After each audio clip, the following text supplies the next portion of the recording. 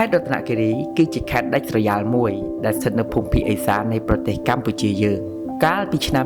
2022អាណាព្យាបាលដែលមានកូនមានតម្រូវការពិសេសជាច្រើនបានស្នើសុំទៅកាន់លោកស្រីនាយិកា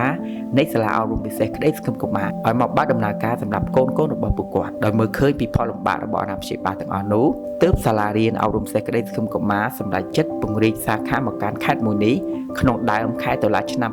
2024ស្នាមញញឹមនិងការរីកចម្រើនរបស់កុមារដែលមានតម្រូវការពិសេសម្នាក់គឺជាកម្លាំងចលកររបស់អាណាព្យាបាលដ៏ខ្លាំងបំផុតតោះយើងមកស្ដាប់ពីចំណាក់អារម្មណ៍របស់អាណាព្យាបាលចំពោះសាលាអប់រំពិសេសក្តីសង្ឃឹមកុមារទាំងអស់គ្នាបាទជំរាបសួរម៉ាក់សេវាកម្មសាលាក្តីសង្ឃឹមកុមាររបស់យើងម៉ាក់យល់ឃើញបែបម៉េចវិញម៉ាក់ខ្ញុំពេញចិត្តនឹងសាលាក្តីសង្ឃឹមកុមារដោយសារតែ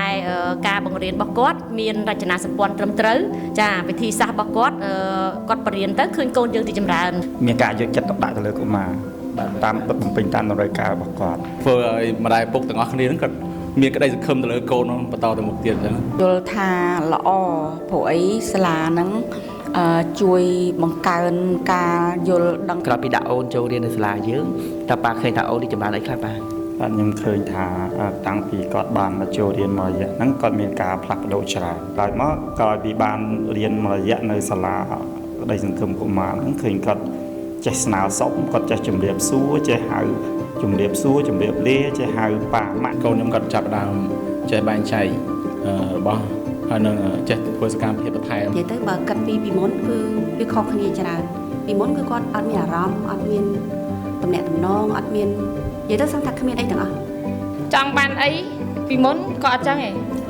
គាត់ចង់បានអីឥឡូវគាត់ចង់បានអីគាត់ទៅច្អល់ហើយគាត់និយាយមានមតិផ្ដាំផ្ញើទៅអាណាព្យាបាលបែបម៉េចចឹងបាទចាគ្រូក្នុងនាមជាអាណាព្យាបាលចាអញ្ចឹងខ្ញុំមានតែសូមចែកម្លែកព័ត៌មានអំពីសាលានេះដល់អាណាព្យាបាលផ្សេងជាពិសេសអាណាព្យាបាលដែលកូនកំពុងតែមានបញ្ហាយើងហៅថាកូនដែលមានតម្រូវការពិសេសដូចពួកយើងហ្នឹងហើយអត់តន់ដឹងថាទៅរកសេវានៅណាចាជាចុងក្រោយអរគុណប៉ាម៉ាក់អាណាព្យាបាលដែលបានទស្សនាវីដេអូយើងខ្ញុំតាំងពីដើមរហូតដល់ចប់សម្រាប់ព័ត៌មានបន្ថែមសូមទំនាក់ទំនងកាន់លេខទូរស័ព្ទដែលមាននៅខាងចុងវីដេអូសូមអរគុណសូមជម្រាបលា